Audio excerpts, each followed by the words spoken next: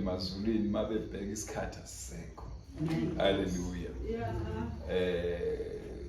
Isikhathi siphelile ezulwini. Haleluya. Yi-grace period lesikuyona. uNkulunkulu uJesu ufuna ukulanda ibandla ngoba sekatshelwe many times uNkulunkulu ukuthi hamba olanda abantwana bami. Bese uJesu uma uJesu uNkulunkulu emthuma ethi isikhathi siphelile, hamba olanda abantwana bami. uJesu vela engamanxeba aguqe ngamadolo uNkulunkulu. Athi baba ngabathenga ngegazi. Athi baba ngibathengile ngaleli gazi. Hallelujah. So angikwazi ukubaluza. Hawu amen. Ngoba ngikhipha amadoda emhlabeni ngathi ayoshumayela. Ayishintshile imessage. Hallelujah. Awashumayeli le uJesu abathume wona. Ayishintshile imessage sengeyabo akusesiye kaNkulunkulu. Hallelujah. So njalo uJesu uyakhala veza amanxeba athi nanti igazi lami ngabathenga baba bangabami fanele angimele ngibalande besashoda ngoba ngazathi ngizoluza abaningi kodwa ngibafele bonke. Bona bayadlala nabafundisi babo bayadlala emhlabeni. Hallelujah. So isikhathi esinzima ke lesesibuso ngoba isikhathi se-repenting. Hallelujah. Access isikhathi se-salvation but isikhathi se-repenting. Because salvation basindisiwe abantu but abarepentanga. Oh, hallelujah. Baye bangena ku-salvation. Many people, many churches, they are born again but not yet repenting. Oh, hallelujah. Umlayezo onzima phela lo esekuzokhuluma ukuthi kanjani usindisiwe but awurepentanga. Amen. You still need to repent from your sin. Oh, hallelujah. Abantu abaningi abasindiswayo bayangena ezulwini, especially abantu abathola esibhedlela. Mabafike bamukela uJesu bathi akusena minute, akusena sikhathi. Mawufika bathandazela bayareza izandla bathi ngiyamfuna uJesu. Bayamamukela sibabeka izandla basindiswe bahambe bayezulwini. Kodwa not yet repenting ngoba i-repenting into edinga wena ukuthi uyiphile, uphila ku-repenting time. Hallelujah. Kunokusindiswa, ukusindiswa vele abantu kufanele uthi uJesu bonke abantu fanele basindiswe. Mayesethi ke bafinyelele kulazini iqinisa sekungubuni. Yila sekumele barepent from their sin now. Hallelujah. Ngoba izono ezibamba abantu ziningi emhlabeni. Hallelujah. So uNkulunkulu ufuna abantu baphenduke ezonweni zabo, basindiswe. Kusho ukuthi kune process ukusindiswa, ukuphenduka is a process. Ukusindiswa kungaba isikhashana nje, ungasindiswa umamukela uJesu right now uphenduke. Umamukela uJesu usindiswa. But i-repenting uphila kuyo. I-repenting yilo uphila kuyo. Hallelujah. Yi-journey yensindiso i-repenting. Yila sekumele uphile i-lifestyle yensindiso by repenting. Hallelujah. Ngale kathi repent, you are repenting every day from our sin. Hallelujah. And in repenting iyekulungisela ekuyona ekulungisela to meet Jesus because you are repenting from your sin each and every day. Hallelujah. So insindisa abantu bafike basindiswe baphitha bese bamala insindisweni abandluli. Kanti umuntu mayisindiswa kufuneka andlule insindisweni aye ku repenting. We are repenting every day. Ziningi izinto ezisibambayo like abanye basemsebenzini bayasebenza, ziningi izinto abahlangabezana nazo lapha okufanele barepente kuzo. Hallelujah. Yet usindisiwe but still you need to repent from your sin. Hallelujah. Amen. So it's a process. You're repenting. Repenting is a process. Edingeka ukuthi umuntu ayiphile is your journey daily, it is your daily journey. Hallelujah. Okufanele uyihambe in repenting. Hallelujah. So uJesu ukuthi ke ukube kuya ngaye ngaba bonke abantu bayasindiswa bese athi bafinyelele kulazini iqiniso. Yabona iqiniso lithola la ku repenting. The more you repent yila uthola khona iqiniso. Hallelujah. Iqiniso lila ekuphendukeni ngoba abantu abaningi bayakholwa but not yet repenting. Abantu abaningi basindisiwe but not yet repent from their sin. Baphila kuzo izono zabo yet basindisiwe, they are born again. Angazi bakhona. Hallelujah. So ngithatha nje lapho ngokuthi kukhona la sizoya khona. Hallelujah. Uma ungabheka lapha kuno chapter number 4 kwaHosea, incwadi ejwayelekile lo Hosea. Kodwa akusiyo incwadi engizoshumayela ngayo. uHosea chapter number 4. Kuno verse number 1 2 bese kuba no verse number 6. Nama verse nje u3. Mawungawafunda kukhona into azofundisa yona la kulomhlaba. Angifundele umtholeleyo. Hosea chapter number 4. Hallelujah. Ngibingelela bobaba, ngibingelela omama, bafundisa phakathi kwethu. Sibonga nje ukuthi sibe nale thuba abantu abasha. Hallelujah. Balesi sikhathi. Abantu abasha ngibazwela ubuhlungu kakhulu ngoba isikhathi abakuso. Very crucial time. Hallelujah. It's very difficult and fanele bayenzeni bachinje, ba-adapt to a lifestyle of holiness. Basuke kule lifestyle ekubo abakuyo like now. Manje is very difficult people because why? Bazalelwa la vele umhlaba polluted kakhulu. Hallelujah. Bona bacabanga ukuthi is normal. Lempilo abayiphilayo bathi is normal, kanti is not normal. Hallelujah. Bakhulela kule environment very dirty. Hallelujah. Bakhulela kubo. So angeke kube easy for them ukuthi bakwazi ukucope to the lifestyle of holiness, because in lifestyle of holiness ikubuyisela back. Hallelujah. Back nemuva le. Hallelujah. Kuke wathi omunye athi is not easy ukuyongena ezulwini. Wathi kusho ukuthi is like fanele ubuyele kwijungle uyophila lifestyle yakwijungle.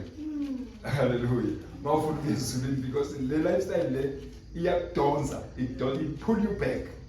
Noma ungathi yazama ukuphila holiness, uthola ukuthi majority of the people around here abayazi le ndaba, understand. Even the preachers of the word, the pastors, the born again, they don't understand the lifestyle of holiness ukuthi injani. Hallelujah. So they pull you back. Hallelujah. Uthi uyangena ungene ngenyawo eliyi1 elinye lisale ngaphandle. Amen. Hallelujah. Ngicela ufunde lapha Hosea chapter number 4. Ngifuna verse 1 2 no verse number 6 wakhona. Akusiyo engizo Hosea chapter number 4. Yes. Verse 1. Isihloko sithi ukusolwa kwabantu bakwa-Israyeli. Ukusolwa kwabantu bakwa-Israyeli. Angisho uNkulunkulu maye sola abantu usola labo kungabakhe. Laba abamamukele njengenkosi nomsindisi. That is why ngithi mina uJesu uyakhala uthi ibandla lami ngiyafuna ukulanda kodwa alikho ready for ukuthi ngililande. Hallelujah. Because the preaching of this end time akusiyo ama preaching ashumayelela people to meet Jesus. It's just ama preaching ukuthi abantu babe comfortable in sin. Angazi abazali bayizwa. Ama preaching at these days ngama preaching but akwenza ube comfortable in sin. Amen. To live in sin kuba yinto enormal. Amen. Bese bekutshela ukuthi hayi but you still gonna make it to heaven. Hallelujah. Bakhohle ukuthi uJesu ukhuluma amagama uthi be holy because I'm holy. Amen. Hallelujah. Awufundeleke verse number 1 khona. Yizwani izwi likaJehova nina abantwana bakwa-Israyeli. Ngokuba uJehova unokuphikisana nabakhileyo ezweni. Wenzani uJehova la? Unokuphikisana nabakhileyo ezweni. Mayathi unokuphikisana uNkulunkulu akakhulumi ngabangakholwa the Gentiles. Ukhuluma ngabakholwayo. Awu amen. Ukhuluma ngabantu abashumayelayo. Uyaphikisana nabo. Wayaphikisana nabo because abayenzi la abathume yona. Amen. Ubathumile amadoda amaningi agcwele la eSouth Africa, agcwele la emhlabeni around the world. Ubathumile uJesu ukuthi bazoshumayela evangeli. Bathe bangafika la ngenxa yobude bendlela bayishintsha imessage. Amen. Lebe bethunywe yona. So manje uthi ke la uNkulunkulu unokuphikisana nabantu abakhileyo emhlabeni. Ngoba labantu abakhileyo emhlabeni ubathume ubanikeza imessage yokuthi hamba olungisa abantu bami. Awu hallelujah. Amen. Angaje ngina interpret. Ayikho. Wazohlala la. Ngoba bayayidinga interpreter. Wazohlala la. Ayikho. Hallelujah. So uJehova wenzani? Unokuphikisana nabantu abakhileyo emhlabeni. Amen. Uyabona uNkulunkulu amaGentile akanandaba nawo. But once aphenduka uyawafuna ukuthi aphenduke. But mayisesele ukuthi akanandaba ayikho into azoyenza because akakathatha ichoice yokuthi asindiswe. But once wathatha ichoice yokuthi amukele uJesu njengenkosi nomsindisi, uNkulunkulu uyamdinga ukuthi abe umntwana wakhe. But mayengakathathi idecision yokuphenduka, hallelujah, umelale abheke labo kungabakhe. Umlayezo ungaze ngilokhuze bafithe. Ake ngikubekisele la. uJesu uNkulunkulu mayikhipha uIsrael, umkhipha kuphi? Egypt. Umsa kuphi? Canaan. Umkhipha ezweni leThixo, Egypt. The fallen god, worshiper the fallen god in Egypt. Kukhonzwa iThixo. Hallelujah. Egypt. Amen. Kodwa uyamkhipha umusa kuphi? eCanaan. NaseCanaan still bakhonza iThixo. Amen. Awazi ukuthi nikhona la. Amen. Ubakhipha eEgypt, kunabantu eEgypt. Oh, hallelujah. Amen. God uyabakhipha eEgypt because why? Because kune promise between uNkulunkulu and Abraham. So umusa ezweni leThixo. Maya bakhipha. That is why they spent about 40 years behamba ku-wilderness. Because fanele akulungise. Mawungena ekhaya ube yilento ayifunayo. Uzawusuka ufika ekhaya ufana namakhananiyeni. Hayi amen. Usuka ufika ekhaya ufike ufana nama-Amori. Fanele aqala. There is a place of preparation. Hayi hallelujah. Lapho ku place of preparation uye eKhanani. La uyakhona izwe leThixo, izwe leThixo. Amen. Bakhona. Amen. So uNkulunkulu fanele aqala kulungisa nga ungene eKhanani ungalungile. Uzongena eKhanani ugwinye eKhanani ufane nabo. Ivele bathi bangafika eKhanani labagwinya. Hallelujah. Amen. Because ngoba usuka eEgypt uye eKhanani uya ku place of preparation la. Uprepare ukuthi when ufika eKhanani sawu right. Sawumazi uNkulunkulu like ukubani Joshua. Amen. Hallelujah. Fanele bawufike eKhanani wena. Ufike ungumntwana kaNkulunkulu, ungabi ikopi yomntwana kaNkulunkulu eKhanani. Amen. Abazalwane mabengabi ikopi yabantwana bakaNkulunkulu emhlabeni. Hallelujah. Amen. Awufunde la ngoba sesingena message engesile ho. The Lord said to me, go show your love. Look, I'm reading something. Chapter 4 verse number 1. Okay. Yes. Hear the word of the Lord, Mhm. you Israel, Yes.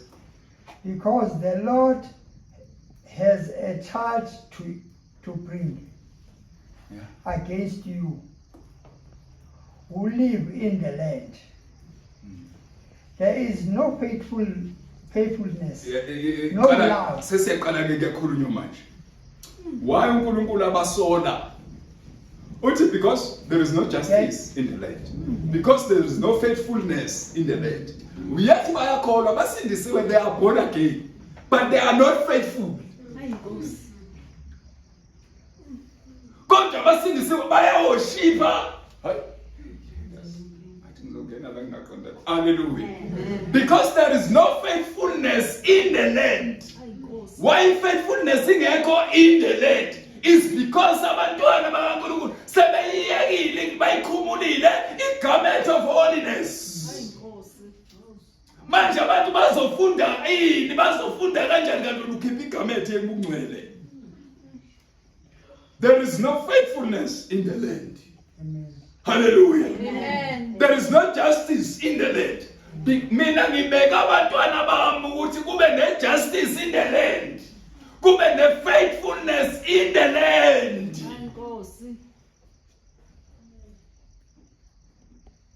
Apitha ufunde la siqhubeke ngoba angazi ngifika nini la siyakho. There is no faithfulness, no love, Nani? no love, Awuboni ngicela ama-pretenders emhlabeni. no acknowledgement of God. in the land. But bona ngibabekela ukuthi to bring the knowledgeness of God in the land. I brought them to bring faithfulness in the land. Once you are born again, Father, to fage faithfulness on earth. Amen. Father, to fage, hallelujah, holiness on land. Father, to fage, hallelujah, Amen. righteousness in the land. Amen. Because ungumntwana kaNkulunkulu. So uIsrael mayimkhipha eEgypt, eMosa, eCanaan. La ku place of preparation, fanele babe faithful. Fanele babe holiness. Fanele babe righteousness. Hallelujah. Before bengene eCanaan, fanele baqale balunge la ku place of preparation. Hallelujah. In place of preparation ikulungisela wena ukuthi mawungene eCanaan. Angazi ukuthi ngakhuluma ngizwa umuntu.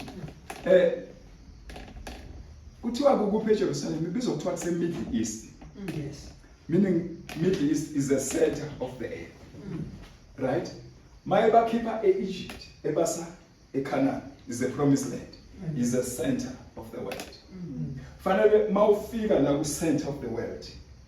Ngiyangizama ukuchazela abantu abaningi ukuthi ba-understand ukuthi why uJesu bafuna badinga ukuthi afikele eCanaan. Why wadinga ukuthi afikele eJerusalem? It's because it's the center of the world. That's why it is with Middle East. So in Middle East fanele ufake balifike la. Maliqale la eMiddle East bayenze intando kaNkulunkulu. It's easy the gospel of Jesus Christ to reach the whole four corners of the world. Hallelujah. Amen. Because lifikele eMiddle East.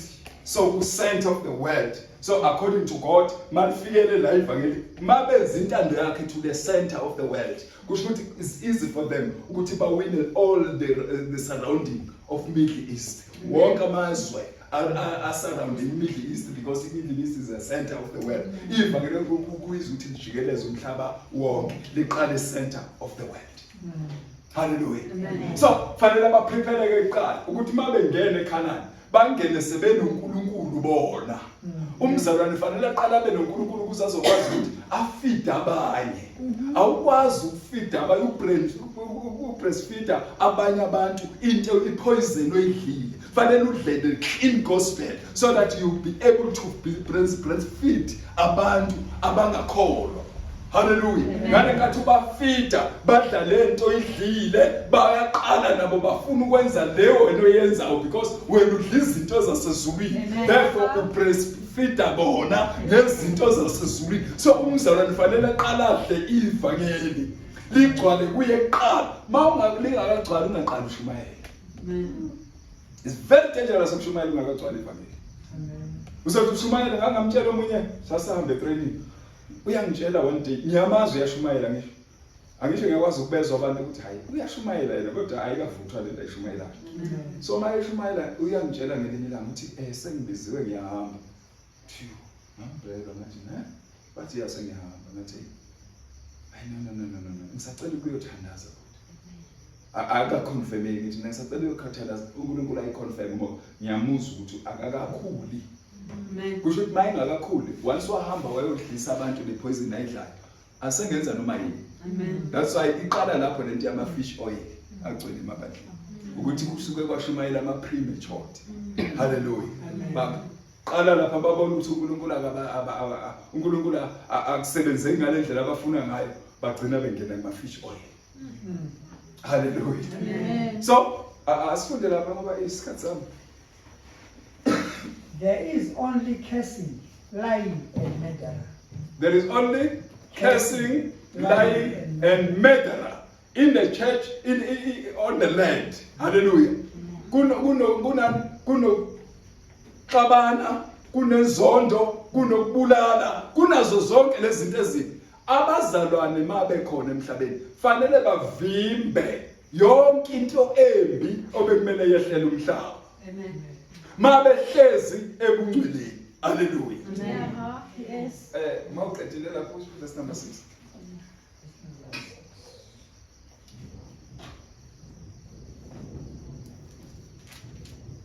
My people are destroyed from lack of knowledge. Le ngiletha ngabo ngisho ngiyazi bayazi. Ngiletha ngabo ngoba kunento efanele ngiyiveze lapho. My people are destroyed for the lack of knowledge. Abantu bami bayabhubha ngenxa yokuswela. Uyabona ukuthi kunenkinga emhlabeni babhubha ngenxa yokuswela yini? Because of uIsrael ukhona emhlabeni but akekho uNkulunkulu. I-relationship yakhe noNkulunkulu is broken. Hallelujah. Amen. But uIsrael uyamkhonza uNkulunkulu emhlabeni but i-relationship yabo noNkulunkulu ayikho all together. Bamkhonza ngendlela yabo hayi ngendlela yakhe. Amen. Hallelujah. Amen. So ke manje uthi ke my people are perish because of the lack of knowledge. Amen. Why lack of knowledge? Many pastors in the world, but they are not preaching the knowledge of the Most High God. They are preaching their knowledge is a philosophy of man. Hallelujah. Amen. Abashumayela abantu le uNkulunkulu ayifunayo. So now ku-end time uJesu uvusa amadoda ukuthi hambani nimele iqiniso emhlabeni ongeneqiniso. Ngoba abantu bami bayabhubha ngenxa yokuswela ulwazi. Kudingeka ulwazi ebantwini ukuze bezoba revive. That is why ngithi i-salvation ihamba ne-repentance. Amen. Fanele umuntu arepente to his hallelujah. Amen. To empilweni ku-lifestyle yakhe arepente from his sin. Amen. So that azophila a holiness of God. Amen. You must repent. Hallelujah. Amen. Ngicela ifunde baphethe sizogijima. Hallelujah. Because you have rejected knowledge. Lalela lana ngisho manje because you have rejected. Knowledge. Uyabona ukuthi i-knowledge ayirejectwanga ngabantu abangakholwa. That's why ngiqalela verse number 1 wakhona ukuthi labantu mayikhuluma ngo-Israel ukhuluma about his children. Hallelujah. The born again. Hallelujah. Laba abasindisiwe ukuthi yibo abangayenzanga intando kaNkulunkulu emhlabeni. So ke by so doing benza ukuthi abantu people who are surrounding us they perish because of a lack of knowledge. You are there as a light of the world. Amen. As a salt of the world. Amen. So you must show people how to live a holy life. Amen. Amen. So my people are destroyed because of a lack of knowledge. By the lack of knowledge, people destroy. Yeah. Hallelujah. Amen. Why? So you have rejected the knowledge. Amen. Kushukuthi umuntu rejected knowledge, umuntu bekalazi. Abantu abadeceive abantu abaningi these days. Ngabantu abekade belazi ivangeli. Ngabantu akade beshumayela sizwe nabashumayela.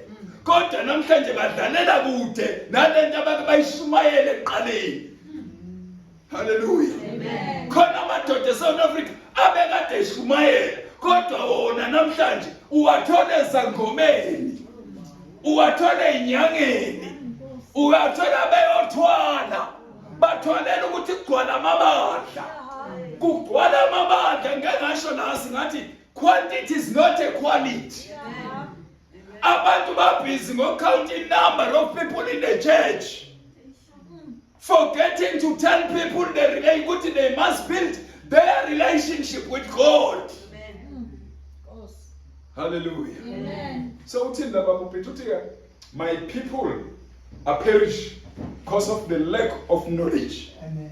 Hallelujah. Amen. Ifunde siqe. Because you have ignored the law of your God, You have I also will ignore your children. yazi ukuthi kuthi kanjani? Phela lana singakhuluma sikhuluma ngegeneration lesikubo. Uthi because you have ignored the law of your God, Yes. I will also ignore your children. Uyayithola? So ngamanye amazwi la uNkulunkulu ubheka ama-leader webandla lakhe ukuthi ahamba ngobungcwele na. Maye engahambi ngobungcwele uthi will reject also your children. Hallelujah. Because nina eniku-forefront anihambanga kahle, then a curse shall fall in your children. Hallelujah. Amen. That generation ayibonayo hayi ukuthi yi-disorder nje ezenzakalelayo, hayi yi-disorder ekhoswe yilaba bokuqala. Laba bokuqala benzanga kahle kanti bazolimaza le generation.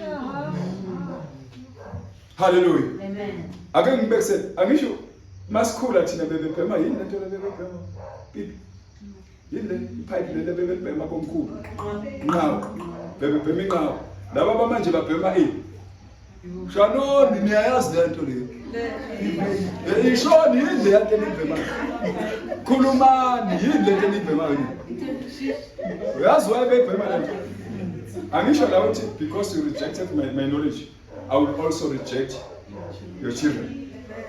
Go chapter 20, go Exodus. Uthi ngihambela ububi baboyise kubantwana kusesizukulwane sesithathu nesesine kodwa ngibenzela ubusa abayizinkulungwane abagcina imiyalo lwela ukuba kulabo abayi1000 abagcina imiyalo. Hallelujah. Uhambela ububi baboyise konele ya generation kodwa kushaya the last generation. Le generation bekumele ifundise le generation entsha ukuphila noNkulunkulu kodwa abazange bayifundisa babadlisa ipoison so ke le poison bayayiharvest now. Hallelujah. Amen. Hey asengayila ngiyeze siyakhona baphithi ngifundele kathi funda verse 6 verse 6 maveli verse 6 funda verse 6 verse 6 hayi umama ngesizulu. Verse 6. Yes. Abantu bami babhujiswa ngokuswela ukwazi. Baswele ini abantu? Ukwazi. Bese bayabhubha. My people are being destroyed because of a lack of knowledge. Hallelujah. Hayi verse lazwayo le. Amen. Kodwa funeka silishumayele. Amen. Sikumoya. Bese lithi ke la ngoba ukulahlile ukwazi. Hayi ukuthi akukho kukhona abantu abaningi balahla ivangeli belazi. Enkosi. Bayalazi kahle ivangeli bayazi bayabona futhi nezikhathi ukuthi what time is it now. But because badli poison. Hallelujah. Le manipulation abayidlile yiyo le abahlezi kuya basakwazi ukuchinja. Ngeke ngathi komunye khuluma naye ngithi mina baphethe ngithi uma udivorceile ungumfundisi and uyashumayela alright what divorce or uyajola or wenza yonke lezi zinto lezo zenze emhlabeni usazolishumayela iqiniso no sengibambile phela lento angekwazi manguza umuntu ezofuna ama advisors wakho ethi kwemshadweni wami kunenkinga siyaxabana ngenze njani uzokwazi ukuthi bayikezela hlala emshadweni udivorceile musinawo yini into ozomkhathela ngayo. That is why uma umuntu abenga divorce bekumele asuka athe madoda sengenza isono ithi usuke epulpit. Hallelujah. Alungisa indaba yakhe ngoba bayaqhubeka beshumayela kodwa sebelirejectiwe uNkulunkulu. Hallelujah. Ngoba manje wenze isono angeke akwazi ukuma la akhuza isono because yena uyaphila kuso. Angazwe bayalisho. Angeke uphile isono ukuthi uzokwazi ukusikhuza. Angeke bakwazi abafundisi ukukhuphilisa ukukhuza isono because abanye bashade 3 times now. Yes. Hallelujah. Manje uzosikhuza kanjani isono kanti uphila kuso? Fanele isono ube ngaphandle kwaso ukuze uzokwazi ukusikhuza. Angeke uthi ujola uthi uzokhuza umuntu ongajoli ojolayo uthi angajoli. Ayinkosi. Awu hallelujah. Angeke uthi uphuza utshwala uthi uzokhuza umuntu ophuzayo uthi angaphuza uphuza wena. Fanele uphume wena ube ngaphandle kwesono ukuze uzokwazi ukukhuza. Amen. Ifunde. Abantu bami babhujiswa ngokuswela ukwazi ngokuba ukulahlile ukwazi nami ngiyakukulahla wena ungabi ngumpristi wami lokhu Uyabona kukhona abantu abashumayela kodwa sebelahliwe. Bayashumayela kodwa basekho uNkulunkulu kudala basuka. Abafuna ukuvuma ukuthi uNkulunkulu akasekho kubo. Uthi lana ngiyokulahla nami ungabi umpristi wami ngoba ulahlile izwi lami. Awumsebenzi wethu ukushumayela izwi laNkulunkulu linjengoba linjalo. Yes. Angeke uthi uhleze entweni kunezinto ayintshontshe esendlini yakho ungakwazi ukuhlukana nazo bese uthi uzokwazi ukufundisa abantu abantshontshayo ukuthi ningantshontshi kodwa endlini kukhona into entshontshiwe. Angazi ukuba khona. Angeke uthi ungakwazi ukugqoka holy bese uthi uzokwazi ukushumayeza abantu ukuthi baphile holy ngoba wena iyakuhlula iholiness. Oh, amen. Amen. Yabona lekhanda baphithi. Amen. Ngagcina ukugundwa umuntu la kule nhloko ngo-2005 if not 2004. Angithintwa la. Amen. Thuma ingcwele engahambi ngibanjwa inoma ubani. Ngoba ngabanjwa ngabantu abantwana ba very evil abantu angigundwa umuntu la lekhanda. Amen. 2005. Ngiqala ukuyigunda inhloko yami mina angithintwa ngisho unkosazana kangithinti la. Amen. Ngoba angisho abaningi banalezi zinto zakulomhlaba bathandizwe. Once umuntu wakuthanda wathinta ukumfaka le spirit sokuthi ukwazi endleleni ukuthi uhambe ucompromise even ngevangeli. Amen. Khosi ubanjwe ngabantu abarong. Khona abantu osamele bawuthanda bathandazela ukuthi uNkulunkulu uproot lesi spirit esingene kuwo through lezi zinto abahamba bangena kuzo especially lezi zamalokhuzi zasema esalon. Badivoze the spirit. Because kune spirit esiningi lapha, spirit of fornication sigcwele lapha. Amen. Abantu babefaka lezi zinto angazwa yini kude kanje angikho la yazi. Hallelujah. Hey yaza ngithola ngiyabona ukuthi la ngiyakhona ngiyoqeda kudala. Amen. Hayi awufunda uqede lapho siqale lo mlayezo. Hey angisazi ke manje. Hallelujah. Amen. Amen. Lokhu ukhohliwe umthetho kaNkulunkulu. Lokho kwenzeni la ukhohliwe umthetho kabantu kaNkulunkulu. Khona abazalwane bakhona bakhohle umthetho kaNkulunkulu. Amen. Hallelujah. Ngeke ngathi la singathi uma ngathiwa umthetho kaNkulunkulu awukho la emhlabeni uzohlala only 3.5 years umthetho kaNkulunkulu ungasekho la emhlabeni. Kuzoba 3.5 phela. Hallelujah. Amen. After a rapture, the moment kwenzeka irapture ila umthetho kaNkulunkulu uzoba ungasekho emhlabeni uzobe sewuphelile. Amen. Kwamanje siphila emthethweni kaNkulunkulu. Amen. Hallelujah. Amen. So manje nje Bible ukhohliwe umthetho kabantu kaNkulunkulu. Umthetho kaNkulunkulu ubekela abantu bakhe ukuthi bahambe kanjani naye. Hallelujah. Amen. Ngoba ukhohliwe umthetho kaNkulunkulu uthi nami ngiyokwenzani? Nami ngiyakukhohlwa abantwana bakho. Okay, asiyeke. Asambe isikronike. Second Chronicles chapter number 4. Sizame nje angazi ukuthi egameni likaYesu Jesu lo mlayezo hayi uNkulunkulu angisho uphephetha la ukhuluma lokho akwenza lokho akuthandayo. Hallelujah. Amen. Ngokuba ukhohliwe umthetho kaNkulunkulu fanele bazalwane singakhohlwa yini umthetho kaNkulunkulu usibekele wona to guide us. Futhi yazi ukuthi kube ngicine ngihighlight indaba yomthetho last Tuesday. Bekumele ngiqhubeke nayo kancane nje ngithi ngiyenze ibe clear. Hallelujah. Ngoba isesekhona indaba yakhona ukuthi ngingaqhubeka but ke asingene la ku Second Chronicles chapter number 18 verse number 1. Verse number 1, chapter 18, second is Chronicles chapter number 18, verse number 1. Yes, verse number 1.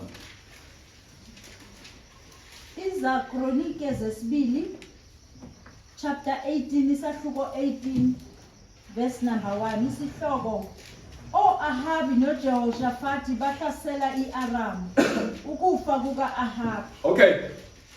Ahabi noJehoshaphat. Jehoshaphat. 2 kings. Amen. Amen. Both of them, they were kings of Israel. But omunye wabo, his relationship yakhe noNkulunkulu was already broken. Because the gumuntu o disobey the word of God. Amen. Amen. Aha. Yes. Oh, amen. Amen. So uJehoshaphat uyohlangana uyokwenza alliance no King Ahab. A person who was rejected by God. Yes. Ongafunanga ukulalela uNkulunkulu. But lo wehlela kuAhab uyokwenza alliance. He want to build the relationship between him and Ahab. Between King Jehoshaphat and Ahab. Amen. Hallelujah. Amen. Wenzinto uNkulunkulu angamthumanga yo. Hayi Nkosi. Bakhona abazalwane. Amen. Khona amadoda kulomhlaba. Ayi. Afuna ukwenza alliance noAhab. Ahab ba rejectwa uNkulunkulu. But bona they want to build their relationship with the people who is rejected by God. Oh, amen. into emenza ukuthi afune ukuyohlangana no-Ahabi is because u-Ahabi ufamous, unodumo, unamali, urich. Therefore naye ufuna that alliance between him and Ahab. Sinebandla emhlabeni elifuna ukuyozihlanganisa no-Ahab. Ngale kathi lihlanganisa no-Ahab liyayeka umthetho kaNkulunkulu. Hallelujah. Uyabona abazalwane mabehlanganisa nabo Ahabi banesikhathi balahlekelana ne-relationship yabo noNkulunkulu because of Ahab. Oh, hallelujah. Amen. So ngiyafisa namhlanje ungalingisi uJehoshaphat. Amen. Ungehleli ku-Ahabi. Ungafuni ukuyokwenza i-alliance nabo Ahabi. Hallelujah. Because what's i-alliance nabo Ahabi intando kaNkulunkulu ngoyenze. Angazi ukuthi bakhona. Amen. Hallelujah. Amen. Amen. Sengikhulume kadenyana njalo. Amen. Awufunde mina. uJehoshafati wayenengcebo nodumo olukhulu, wahlangana ngobuhlobo no-Ahabi. Ngasekugcineni kweminyaka ethile wehlela ku-Ahabi eSamariya. U-Ahabi wamhlabela yena nabantu ababenaye izimvu nezinkabi. Uyabona abazalwane mase besuka kuNkulunkulu bayehla. Nkosi. Behlele enzansi. Behlele eSamariya. Awu amen. Behlele ko-Ahabi banesikhathi. Awu amen. Bafuna ukuyohlatshelwa eyinonileyo. Awu amen. Manje namhlanje ngiyacela sihlobo sami ungalingisi uJehoshaphat wehlele.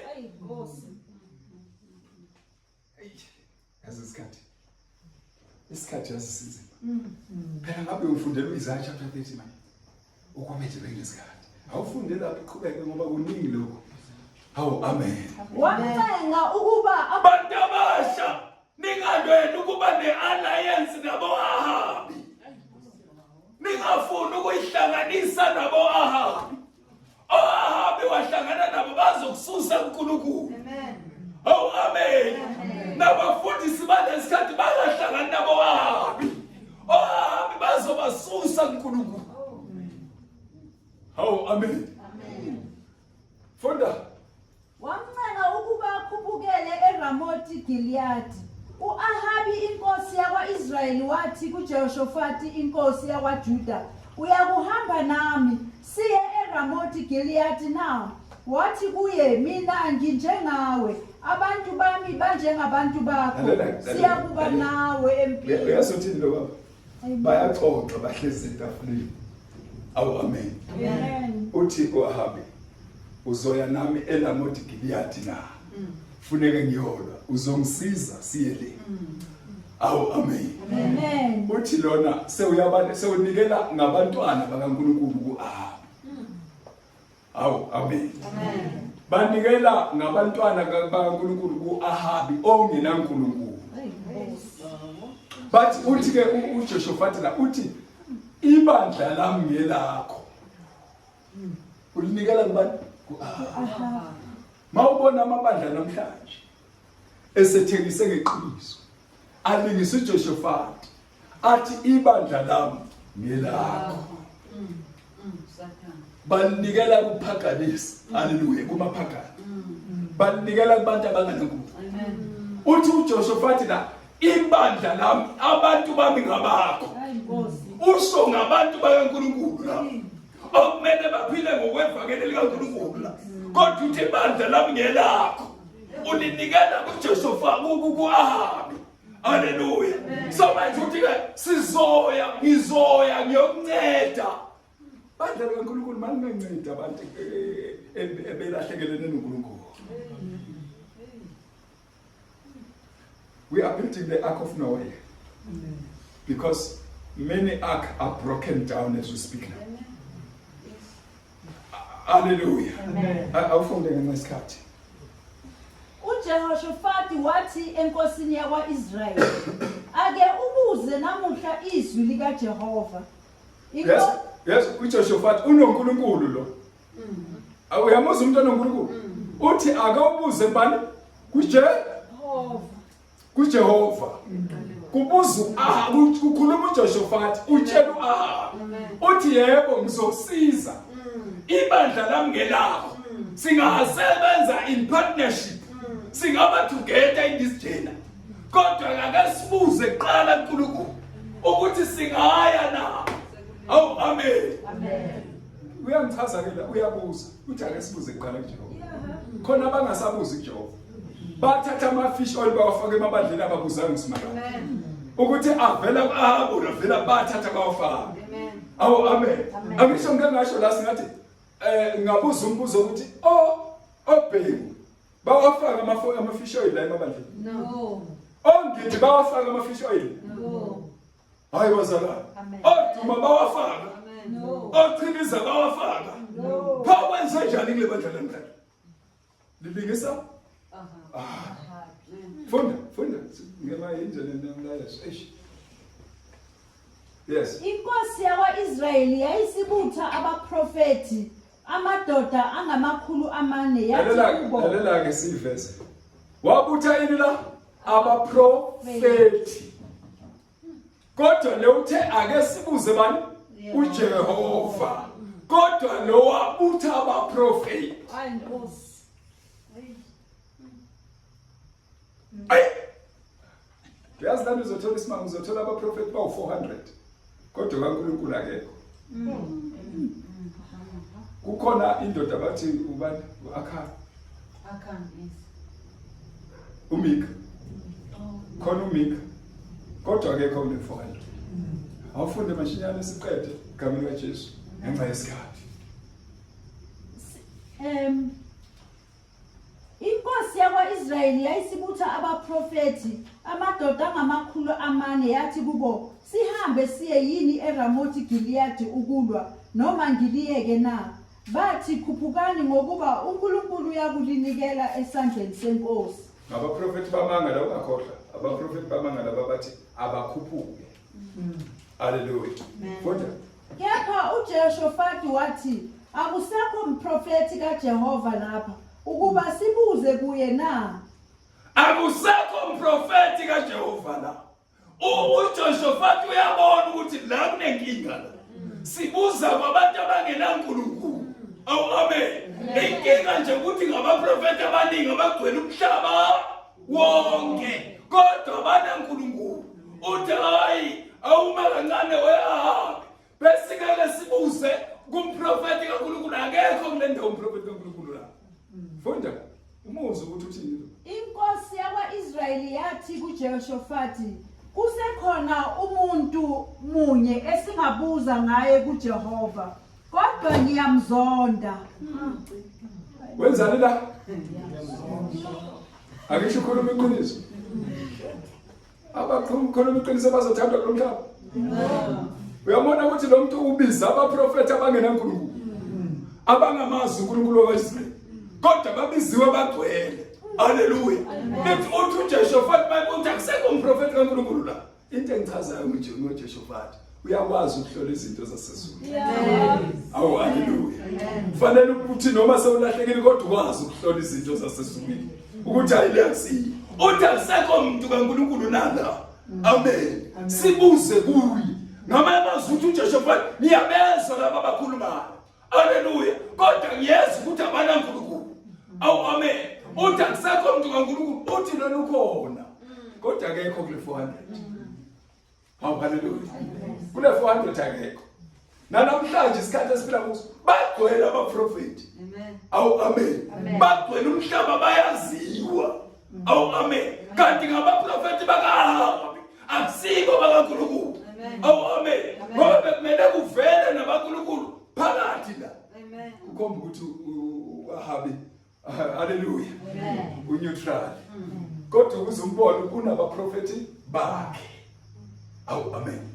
Uthini uthi akusekho akho umuntu kaNkulunkulu. Uthini ngiyamzonda? Kodwa ngiyamzonda ngokuba akazange aprofethe okuhle ngawe. Uyabona abazalwane akasiyeke ufuna uprofetha kahle kulomhlaba. Ngoba sizoprofetha kahle kodwa we will miss uma abantu bangakhuluma kahle ngathi sizojabulela lokho kanti solahlekelwa isizwe. Manje iBhayibheli lana lo akakhulumi kahle ufuna kukhulunywe kahle ngaye kodwa akasela uNkulunkulu. Awu amen. Uthi ngiyamzonda ngoba akakhulumi kahle ngawo. Eish, mfunda makhulumi. Kepha okubi njalo. Yes. Akakhulumi okuhle ngami, kepha okubi njalo. KunguMakhiya indodana kaJimila. Wathi uJehoshafati inkosi mayingasho njalo. Inkosi yakwa-Israyeli yayisibiza induna yathi, landa masinyane uMikhaya indodana kaJimila. Inkosi yakwa-Israyeli noJehoshafati inkosi yakwaJuda babehlezi, kwaba yilowo nalowo esihlalweni sakhe sobukhosi, bembethe izembatho zabo. Asiye verse number 18 ngesikhathi. Hallelujah. Verse 18. Yes. uMikhaya wathi, ngalokho izwani izwi likaJehova. Ngambona uJehova ehlezi esihlalweni sakhe sobukhosi, nebandla lakhe lasezulwini limi ngakwesekunene nakwesekhohlo sakhe. Yes. uJehova wathi, ngubani oya kuyenga u-Ahabi inkosi yakwa-Israyeli ukuba akhuphuke afele eRamothi Gileadi na? Uyabona la khona inkinga la. Uthi uJehova uhlezi nebandla lakhe sesizulwini. Uthi ngibani oyasiyela ayosusa u-Ahabi ukuze ayofela empini. Abazalwane bahamba no-Ahabi bayofela empini. Awu amen. U-Ahabi uyofela empini ngoba uNkulunkulu umlahlile. Manje iBhayibheli lana uthi ngibani ozoyenga u-Ahabi. Hallelujah. Uthini ke la? Uthini lo moya ngoba umoya kaNkulunkulu lo uyakhuluma ezulwini. Amen. Funda. Omunye washo ukuthi nomunye ukuthi. Kwavela umoya wema phambi kukaJehova wathi, mina ngiyakumyenga. uJehova wathi kuye, ngantoni na? Wathi, ngiyakuphuma ngibe ngumoya wamanga emilonyeni yabaprofeti bakhe bonke. Hallelujah. Ngiyophuma ngibe umoya wamanga kubaprofeti bonke. Hallelujah. Esikhathini esiphila kuso siphila esikhathini la kunomoya. Oh hallelujah. Kunomoya ogcwele umhlaba wabaprofeti bamanga. Ovele kusimakade ngoba bengafunanga ukulandela iqiniso. Hallelujah. Uthi uyamyenga ngantoni na? Thini yophuma ngibe umoya wamanga kubaprofeti bakhe bonke. Amen. Hayi qaphela sihlobo sami. Ngizokuqaphelisa nje. Ungathi uyaprofeta kodwa uprofeta ngomoya wamanga. Hallelujah. Ozokuyenga ukuthi ufuye sokweni. Hallelujah. Uthi ngiyoba umoya wamanga kubaprofeti bakhe bonke. Hallelujah. Amen. Akisho abantu bazokhawunta ngenamba. Athi abaprofeti abaningi kangaka. Kodwa ubunyoko ngitshela ngelinye ibandla wathi ushothi lonke lelibandla lesihogweni leli. Lonke lelibandla lesingambheka ngathi yaza kamazi uSimakade lo. uSimakade ezulwini angafane ahlale nezingilosi zakhe kunokuthi kusuka abantu bamanga la emhlabeni bayizulwini abahluleka ukuphila ubungcwele labayohlala ezulwini. Never. Mayethi uNkulunkulu phikelelani ningene ngesango elincane. Strive to enter through the narrow gate. Amen. Hallelujah. Amen. He mean it. Amen. Amen. So lana nithi ke ngiyophuma phumela umoya emhlabeni ungowamanga kubaprofeti bamanga bagcwele umhlaba wonke. Uphumile umoya. Hallelujah. Amen. Uthi ke lana lokho uzuthena ngiyophuma ngibe umoya wamanga kubo bonke abaprofeti bakhe. Ipurpose yini? Makayofela empini. Why? Because usukile uNkulunkulu. Amen. Hallelujah. Amen. Baningi uNkulunkulu abakhuzi labaprofeti lomhlaba baningi abatshela ukuthi hey yekelani lento enenzayo athumele ingceku zakhe bavele bathi akuyadlala wena. Hallelujah. Into inkinga babheke ukuthi bona bayi majority. But the majority is not a qualification to heaven. Hallelujah. Uthi lana niyophuma ngibe umoya wamanga ugcwele umhlaba wonke bazalwane. Hallelujah. But lwela ukuhlala eqinisweni. Amen. Awufundele chapter 14 Proverbs. Sizama ukuyiqeda ngenxa yesikhathi. Hey ngicale kude kakhulu. Amen. Hallelujah. Proverbs chapter number 14 verse number 12 wakhona. No 14 no 16 verse number 25 wakhona. Sorry, Proverbs Izaga chapter Proverbs 14, yes. verse, Proverbs 14 verse number 12. Yes, of course. Izaga chapter 14 verse number 12. Yes.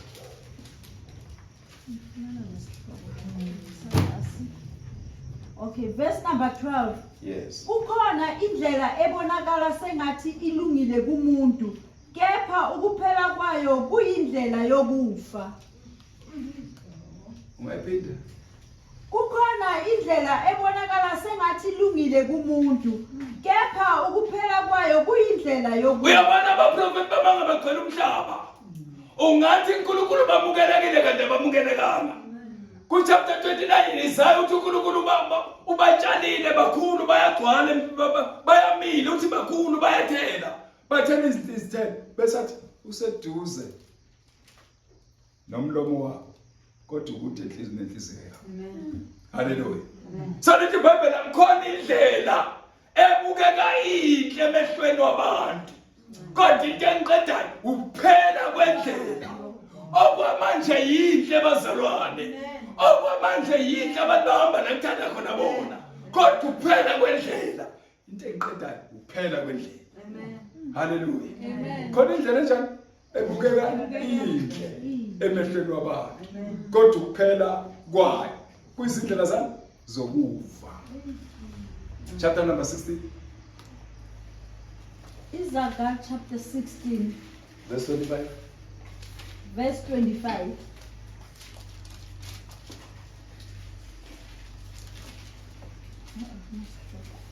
Verse 25. Kukhona indlela eqondile phambili komuntu, kepha ukuphela kwayo kuyizindlela zokufa. Uyabona uAhabi la beno Jehoshaphat uAhabi wakhetha abapostoli abaprofeti bakhe because le ndlela ibukeka inhle emehlweni wakhe kodwa ukuphela kwayo. Hallelujah. Kuyizindlela zokufa. UAhabi wafela empini la because le ndlela ayikhethile beyibona ingazathi indlela enhle. Hallelujah. Kodwa ukuphela kwendlela. Omunye ubrother uke wakhuluma ngayo Ahabi noJezebel. Uthi ngendlela abalwa ngayo eHades. Uthi lo ubosho ubhekele nalo ubosho ubhekele baboshwe khona. Uthi nalo uAhabi balwa noJezebel. Uthi lona uwongenze ngabala isofuni. Nalo uthi uwongenze ngabala. Akusabasizi lento. Because besaphila la emhlabeni bekubonakala indlela enhle kanti izophela indlela. Indlela zalomhlaba ziyaphela. Zingaphela manje noma later kodwa ziyaphela ngoba indlela ebukeka inhle emehlweni wabantu. Kodwa ukuphela kwayo izindlela zokufa. Hallelujah. Amen. Yazi indlela lesiphila la emhlabeni. Ngeke ngathi ngikhuluma nomunye usisi bani kwasho. Hallelujah. Amen.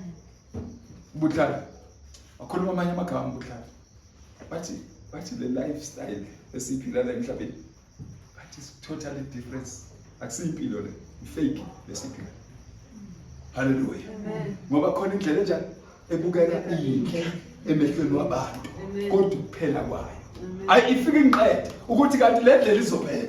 Ukuthi nini izophela. Hallelujah. Ngoba ibukeka inhle emehlweni wani wabantu. Manje uAhabi wabutha abaprofeti wabagcwalisa baprofeta amanga kwangena umoya wamanga kubo. Namhlanje bayaprofeta kodwa baprofeta ngomoya wamanga. Inkosi. Hallelujah. Hayi bayaprofeta abantu la emhlabeni. Khona abaprofeta umhlaba wonke. Kodwa inkinga abaprofeta ngomoya wamanga. Hallelujah. Moya ungakhuza umuntu ukuthi ahlukane nasona bayaqhubeka noprofeta. Hallelujah. Khona indlela ebukeka inhle emehlweni wabantu kodwa ukuphela kwayo iyangiqeda le ndaba yokuthi indlela kanti iyaphela. Hallelujah. Ngabona mase siya lapha ema-graveyard sesiyongcwaba sengiqeda. Hallelujah. Mase ya lapha e-graveyard khona izinto engiyithandayo ukwenza example ngazo. Bengijwayele ukwenza example ngazo lo ngithanda khona. One, bengifike ngenze example ngalama shelf wasemoshari. Lama shelf wasemoshari. Bese ngenza i-example ngalama roof wasemoshari, lama roof ayehlisa isidumbu. Ngithi mina lama shelf wasemoshari kuyachintshwana la. Ngena lesidumbu kungena lesi. Ngena lesi kungena lesi. Awakhishwa lama life kuthiwa ayahamba. Ahlezi lapha bawavula bafaka umuntu. Bawavule bakhipha umuntu. Bawavule bafaka umuntu. Ngithi mina ke uma ubona kwenzeka leya activity yalapha kuchaza ukuthi nawe mawusesela uzoya lapha. Hallelujah. Mawusesela kulomhlaba nje. Mawusesela uJesu akabuyi nawe uzoya lapha. La kade kulele khona okade beqebe emkapini kulala abamdubulile. La kade kulele khona abamdubulile kulala abamgwazile. Makulele khona ogulile kulala nongagulanga. Kulale novuka eksene efile. Process. Hallelujah. Samanje uthobeke niyini themba lo muntu ongenaNkulunkulu makufika ukufa. Hallelujah. Ngoba khona indlela ebukeka iyinhle emehlweni wabantu kodwa ukuphela kwayo. I'm worried ngokuphela kwendlela bazalwane. Ngiyafisa ukuthi ungafiki lapha emoshali ungamazi uJesu. Hallelujah. Ungafiki lapha bese ivulwa lapha sekuvulwa kufaka. Just imagine sekufakwa mina. Sebengifaka lapha kodwa bangifake uJesu. Amen. Awu hallelujah. Ngoba sengidlulile la mina. SengiseKalvari. Awu hallelujah. Ngoba into ebalekile mawufune uJesu. Uthi uJobe liyini ithemba lomuntu ongenaNkulunkulu makufika ukufa. Hallelujah. Bese kuba izintambo ezakhona ezihlesayo. Usibuka sehla kancane. Ungaze umbuzo ukuthi bekuthanda ukufa kube bekayophendula bethi bekafuni ukufa. Kodwa kumficile. Unaware, unprepared. Bengazi ukuthi kuzofa. Hallelujah. Manje iBhayibheli khona indlela ebukeka iyinhle emehlweni wabantu kodwa ukuphela kwayo. Hallelujah. So mazehla zifika phansi ziyalishiya ibhokisi zibuye ley'ntambo. Zichaza ukuthi sawehlisa abanye. Hallelujah. So manje ngibuza ukuthi ke ngabe ngaleso sikhathi zehla uzobunabo ubudlelwane naye na? Ngoba lithi iBhayibheli lasifunde khona indlela ebukeka iyinhle emehlweni wabantu maye ukuphela kwendlela ngoba izophela indlela. Hallelujah. Lendlela iphelela abantu abanemali yonke yakulomhlaba. Phelela abantu abanazo zonke izinto zabo iyaphela indlela. Sala imali yabo. Hallelujah. Egameni lenkosi uJesu. So ke ngabe isiqhebo sami uyobukuphi? Nangu uJehoshaphat wenza alliance noAhabi. Hallelujah. Wenza ubudlelwane noAhabi. Ubudlelwane bakho bunobani? Ngabe wena ubudlelwane bakho bunobani? Yibaphi abantu ohlanganyela nabo? Hallelujah. Ngoba uAhabi uhlanganyele uJehoshaphat uhlanganyele noAhabi. uAhabi akaNkulunkulu, uJehoshaphat uNkulunkulu. Hallelujah. uAhabi wazosusa uJehoshaphat kuNkulunkulu. Hallelujah. Phela uJehoshaphat bakwathi wamkhothela uNkulunkulu. Waze wathi kuye sengikwenzela umusa wena Jehoshaphat ngoba ufumaneke wenze nokuhle empilweni yakho. Hallelujah. Ngokuthi i-alliance yakho ungahambi uhlanganyela nabo bonke abantu bazokususa kuNkulunkulu. Bazokuthatha bakulethe abaprofeti. Mawune inkinga engapheli nomuntu ogula ongapheli bakusa kubaprofeti. Bathi bakhona abaprofeti. Amen. Kanti ngabaprofeti bamanga abazokususa all together kuNkulunkulu. Amen. Oh amen. Amen. Khona indlela bukeka iyinhle emehlweni wabantu kodwa isindlela sokufa. Ngabe namhlanje ukuphi noJehova? Ngabe uhamba ngiphi indlela? Ngabe indlela ohamba ngayo iyamthokozisa uJehova? Hallelujah. Ngabe indlela okuyo iyamthokozisa uJehova, uyathokoza ngayo na? Hallelujah. Ngoba khona indlela ebukeka iyinhle emehlweni wabantu, emehlweni wabantu yinhle. Kodwa maye ukuphela kwendlela. Into engibhlungu ngayo yila indlela iphelela khona. Hallelujah. Cela siphakame sikhulekele bazalwane. Mhlawumbe ukhona kule ndawo. Mhlawumbe ukhona i-alliance yakho ihlangene kakhulu nabantu. especially abangakhona abafana nabo Ahabi. Uhamba nabo abantu oshela nabo yonke into. Ngoba phela mawunabantu abafana noAhabi ushela nabo yonke into. uJehoshafati bekashela nabo yonke into. Haleluya. Bebedla bonke noAhabi. Mhlawumbe namhlanje ungathola lethuba lokuthi baba angifisi ukuthi ngife ngikude nawe. Haleluya. Angifisi ukuthi ngihambe ngiphile kulomhlaba ngine alliance nabo Ahabi. Haleluya. Singakhuleka nawe namhlanje egameni lenkosi uJesu. Singathandaza nawe.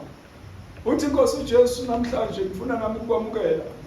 Khona indlela ebukeka inhle emehlweni wabantu. Kodwa ukuphela kwendlela ayingibhlungu ukuphela kwayo. Yona izophela, it could be now, it could be later. But izophela indlela. Indlela yabantu kulomhlaba iyaphela. Khona abantu abaphile 100 years, khona abaphile boma 8 years, khona abaphile different types of iminyaka. Hallelujah. Kodwa indlela yafika la iphela khona. Hawu amen. Singakhuleka nawe namhlanje. Singakushiyeli ngaphandle. Singakuvaleli ngaphandle. Hallelujah. Sizokhuleka nawe egameni lenkosi uJesu. Uma ngabe ukhona kule ndawo uthi nami Nkosi ngiyacela ukuthi ngingabi nobudlelwane nabo Ahabi.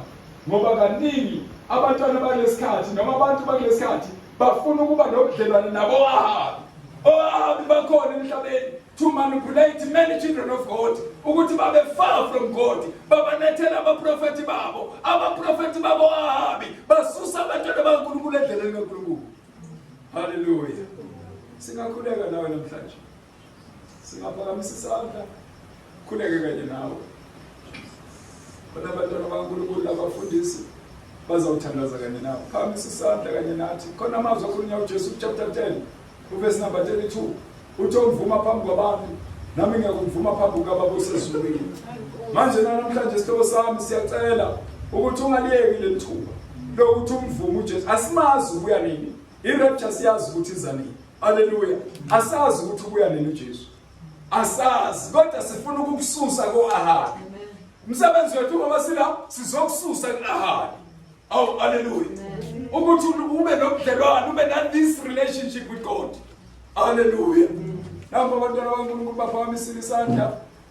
Ngicela ukukhuleka kanye nabo egameni lenkosi uJesu.